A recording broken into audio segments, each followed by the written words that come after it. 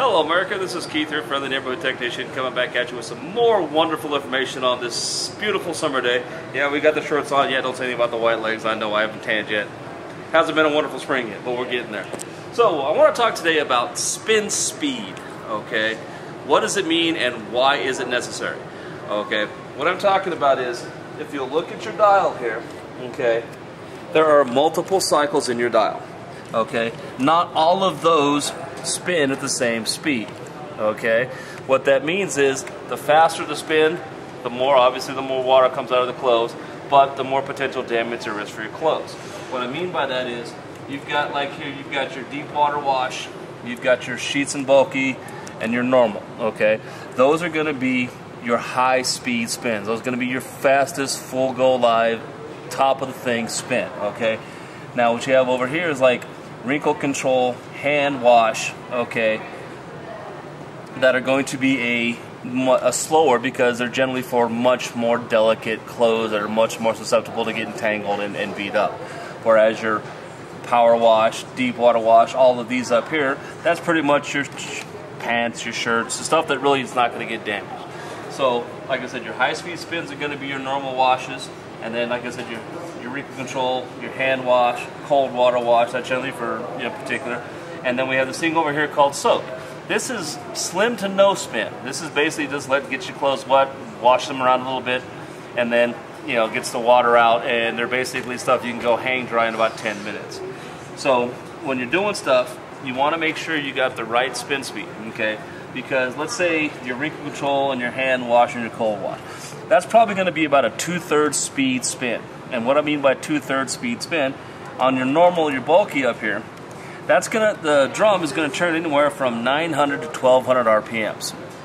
Okay, what is an RPM? Revolutions per minute. Okay, what that means is this tub goes around once, or 1200 times in 1 minute. Now, if we lay that out, this drum is roughly, let's say, 4 feet. Okay, so this is going to go in 1 minute, 4,800 feet. That's almost a mile. Yeah, 1,200 RPMs. Revolution. So that's going to go basically almost 5,000 feet. And we know if we go 60 miles an hour, that is a mile a minute. So if you go 4,800 feet minus 1,200 feet, you're probably talking about a 45 mile to 50 mile per hour at the speed at which this is turning, okay, on your big, full, go, normal life drive. And yes, I know that is an estimation, it's not an exact. I know there are people out there who can do the math and it'll be a little off, but that's okay.